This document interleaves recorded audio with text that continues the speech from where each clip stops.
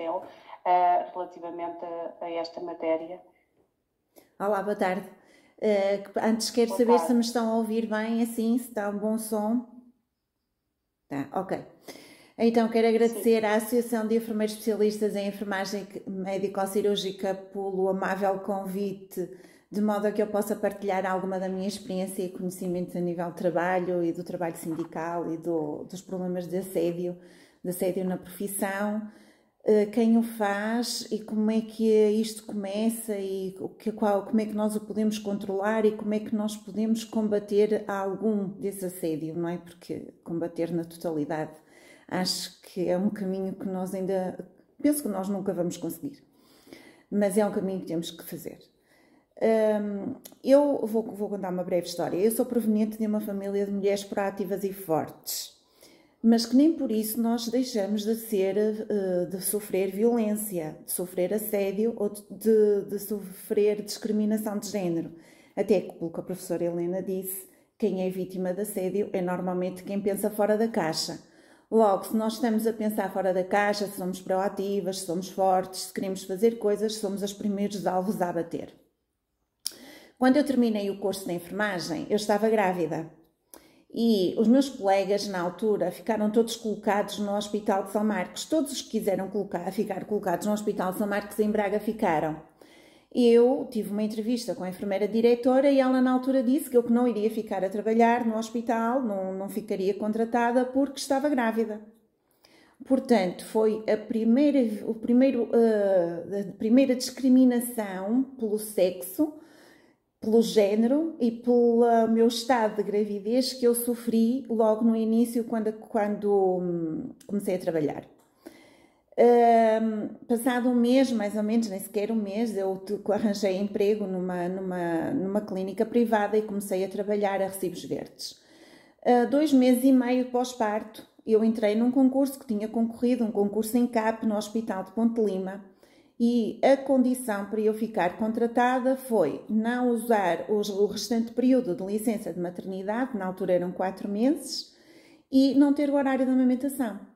Portanto, como é lógico, era o meu primeiro emprego, eu precisava trabalhar e eu fiquei a trabalhar no hospital em CAP com estas condições.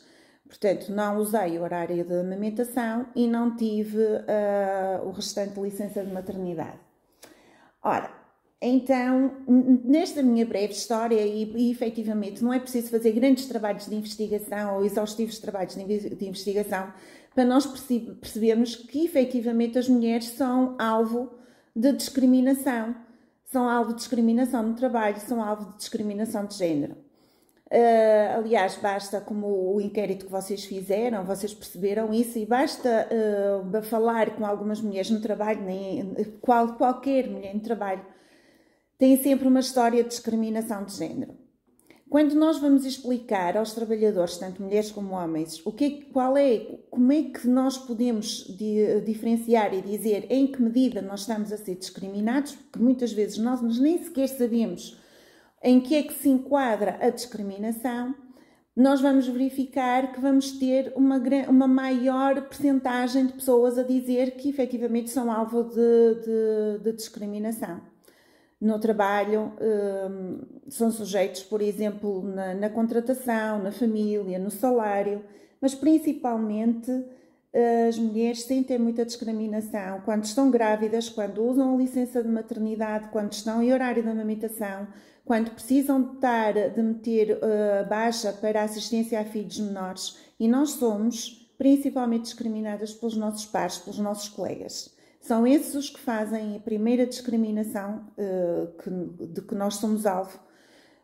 Os nossos chefes, os nossos superiores hierárquicos também são enfermeiros, e também os relatos de mobbing que me chegam e de pessoas muito aflitas, e ao sindicato chegam pessoas extremamente aflitas com esta parte do assédio no trabalho, e é uma coisa muito difícil de provar, que mesmo havendo, como a Ana João disse, a Lei 73 de 2017, que veio melhorar um bocadinho a forma como nós podemos provar o assédio e levar o assédio às instâncias mais altas, superiores e até a um processo jurídico, Mesmo assim, é muito difícil de provar porque nós não conseguimos que os nossos colegas testemunhem a nosso favor. Por causa do medo das represálias e por terem medo também, entretanto, serem alvo de mobbing, alvo de assédio por o estarem a fazer. O assédio não é uma questão atual. Aliás, eu fiz aqui uma breve resenha histórica que é a promoção para a igualdade nos direitos foi legislada em 1980 numa organização que houve nos Estados Unidos da América, em Nova Iorque, a Convenção de Sydney, e da qual depois Portugal elaborou a lei, ratificou a Lei número 23 de 1980, de 26 de julho, para a eliminação de todas as formas de discriminação contra as mulheres. Esta lei ainda está em vigor e sem alterações. Isto começou em Portugal, portanto, esta lei foi colocada em 1980. Portanto, nós temos 40 e poucos anos, em que temos uma lei que salvaguarda a discriminação contra as mulheres, de qualquer forma de discriminação contra as mulheres e no trabalho. Temos também uma lei que foi em 1900, a ver se eu vejo aqui nos meus apontamentos, 1943, em que foi ilegalizado por despacho as práticas de interdição de filiação sindical às mulheres. Até 1943, no mundo e no país, havia, e continuaram a haver no mundo, em Portugal deixaram de ser possíveis práticas de discriminação ou de proibição de filiação sindical às mulheres em 1943. Estas práticas a nível mundial chamavam-se close shop, ou seja, os sindicatos trabalhavam em parceria com as empresas e para se poder arranjar um emprego era necessário que as empregadas, as trabalhadoras fossem filiadas no sindicato. Só poderia haver trabalho se houvesse filiação sindical. E então os sindicatos proibiam a filiação sindical às mulheres. Ora, elas não estando sindicalizadas não poderiam ter trabalho. E isto deu-se pelo mundo durante muito tempo, até que houve um movimento em Inglaterra que foi muito conceituado, que foram os sufragistas, que vocês devem conhecer, e por esta altura surgiram alguns sindicatos especificamente femininos, mais ou menos por esta altura, na altura de 1940, 1930, por aí, quando começaram a surgir as sufragistas, também surgiram esses sindicatos. Mas ao longo dos anos e ao longo do tempo, mesmo com esta proibição, há sempre estratégias e foram sempre os sindicatos, que eu sou sindicalista, mas houve uma altura em que os sindicatos efetivamente trabalharam contra as mulheres para proteger o trabalho dos homens. Porque achavam que as mulheres, ao se entrarem no mercado de trabalho, no mundo do trabalho, iriam prejudicar o trabalho dos homens e iriam baixar os salários. E esta ideia para proteger o trabalho dos homens ainda prolongou-se por muitos anos. Aliás, em 2002, se não estou em erro, ainda havia em Portugal profissões que eram vedadas a mulheres. Portanto, que as mulheres não poderiam concorrer e não poderiam trabalhar, mesmo porque eram predominantemente masculinas e estavam vedadas ao trabalho feminino.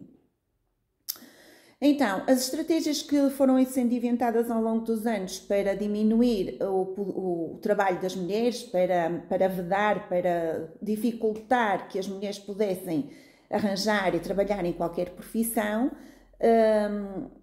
foi a exclusão dos direitos, novas estratégias que foram arranjadas, por exemplo, como o Paulo tinha dito, em Portugal as enfermeiras não poderiam ser casadas. E as que trabalhavam em call center, que na altura não se chamava call center, agora é call center, tinha outro nome, também não poderiam ser casadas. As mulheres não podiam ter mais tempo de antiguidade numa empresa do que os homens, e a contagem de tempo de serviço para as mulheres era feita de uma forma com os esquemas complexos, porque se elas começassem a ter um tempo de antiguidade superior aos homens, já era ali feita um malabarismo para diminuir o tempo de serviço. Não podiam ter um salário superior, e eram contratadas para funções mais rudimentares e com salários mais baixos. E estas limitações de acesso a postos de trabalho ainda se mantiveram depois do 25 de Abril. Portanto, não terminaram no 25 de Abril, como eu disse, em 2000 isso não acontecia. Em 1979, a lei instituiu o direito à igualdade da mulher no trabalho e no emprego, pelo Decreto-Lei 392 de 1979, de 20 de setembro. E devido a esta lei foi criada a Comissão para a Igualdade de Trabalho e Emprego, a CIT, que eu acho que é um organismo que ainda hoje funciona muito bem. Funciona muito bem para a igualdade de trabalho, sempre que nós temos problemas, nós pedimos um parecer à CIT, intervém e funciona muito bem. O artigo 9 deste decreto-lei estipula efeito nulo das disposições que violam o princípio da igualdade. Portanto, todos os contratos de trabalho, todas as disposições que dentro daquele contrato ou no nosso dia-a-dia violam os princípios da igualdade estão ao abrigo deste decreto-lei que é de 1979. A segregação das mulheres, atualmente não temos a exclusão, mas temos uma nova forma de não ter as mulheres nos postos de trabalho, nos locais de trabalho, que é a segregação. A União Europeia, a Comissão Europeia trabalha e tem trabalhado, portanto, houve agora em novembro do ano passado uma reunião a nível europeu em que tiveram a aferir umas normas que a primeira proposta teve 10 anos e foram agora aferidas umas propostas. E estas propostas eram no sentido de haver uma maior transparência nos procedimentos de concurso, haver pelo menos 40% dos cargos de administrador ou 33% de todos os cargos de administrador se fossem ocupados pelo sexo subrepresentado até finais de 2026. O mérito ser fundamental para a contratação, mas neste diploma que está a ser construído pelo Parlamento Europeu, que foi alvo da reunião, as pequenas e médias empresas com menos de 250 trabalhadores ficam fora deste programa. Portanto, as metas até têm os objetivos muito baixos. Nós falamos constantemente da igualdade de género, da igualdade na profissão, igualdade de salários, andamos a falar nisso, já em 1980 se falava nisto e o que é certo é que estamos em 2023 e continuamos com metas muito baixas e mesmo a União Europeia sabe que existe esta discriminação e as metas continuam baixas. Ora bem, eu já estou nos meus 13 minutos, só quero dizer o seguinte, que os sindicatos têm aqui um papel muito importante, porque nós somos quem conseguimos defender os trabalhadores. Para além da ACT, da IGAS, a ACT também funciona muito bem, em contrapartida não tenho a mesma opinião da IGAS, acho que deveria aprender alguma coisa para a regulamentação e para a vigilância das condições de trabalho dos contratos de trabalho em função públicas com a ACT. A CIT funciona muito bem. E temos os sindicatos. Infelizmente não temos sindicatos com muita predominância feminina aqui em Portugal, mas que é uma coisa que eu acho que os sindicatos deveriam se preocupar a nível da paridade. E a nível da paridade, tanto para a sua construção como da paridade para quando formam mesas de negociação coletiva. Porque só as mulheres conseguem dizer o que é que sentem na situação de mulheres para quando faltam ao trabalho e relativamente ao assédio no trabalho. Se eu sou um casal de homem e mulher, normalmente a mulher tem um salário mais baixo, a gente vai à Pordata e pede lá os valores das estatísticas e em todas as estatísticas as mulheres são mais mal pagas, com trabalhos idênticos, são mais mal pagas, nem que seja por terem trabalho não remunerado, muitas horas de trabalho não remunerado em casa ou por não fazerem tantas horas extras como os homens. E estou a falar mulheres enfermeiras e homens enfermeiros, por exemplo, em que os homens enfermeiros conseguem ter um salário anual superior porque conseguem fazer mais, conseguem trabalhar mais, conseguem fazer mais turnos extras ou porque simplesmente não faltam tanto.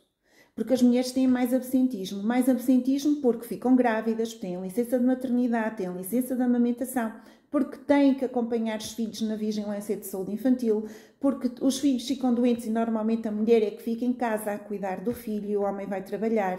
E nós próprias sabemos que temos maior competência para isso e colocamos-nos neste papel. Acontece é que somos prejudicadas na nossa vida profissional, na nossa vida ativa, quando nós queremos concorrer para algum trabalho com um cargo superior, nós vamos ter um currículo inferior e vamos ser penalizadas por causa desta nossa habilidade em cuidar dos outros e por causa desta nossa vontade em sermos nós a ficar com os nossos filhos em casa. Portanto, aqui os sindicatos têm que ter uma palavra na contratação, na formulação de leis, na formulação de leis de proteção da mulher no trabalho, porque a nossa natalidade está muito baixa e as mulheres, ao terem sempre este constrangimento na gravidez e nos filhos e na parentalidade, cada vez deixam a natalidade para mais tarde, há mais casos de infertilidade e cada vez a nossa natalidade vai descer mais. Ora, nós próprios, ao travarmos o horário da amamentação, tanto os nossos chefes como nós próprios com os nossos colegas, estamos a retirar direitos às nossas colegas que também são mulheres. E nós, o que estava a dizer a Ana, o João e a Helena, é exatamente isto. Nós não podemos ser em simultâneo mulheres e carrascos de mulheres. Nós temos que ser mulheres e proteger os direitos das mulheres. Porque só assim é que nós conseguimos, ok, eu vou dizer, não, mas eu não tenho que ficar, minha colega sai 2 horas mais cedo, eu não tenho que ficar aquelas 2 horas sozinha. Certo, mas isso é uma questão da gestão que tem que a substituir 2 horas mais cedo. Eu não tenho que estar a massacrar a minha colega porque ela tem horário de amamentação e vai sair 2 horas mais cedo, porque não pode fazer porque eu vou ficar sozinha. É completamente ao contrário. Eu tenho que massacrar a gestão, que a minha colega vai sair 2 horas mais cedo e tem que haver alguém que a substitua porque eu não posso ficar sozinha, mas ela tem direito a sair as 2 horas mais cedo, ou 1 hora, o horário que ela estipulou e que ela escolheu com a chefia.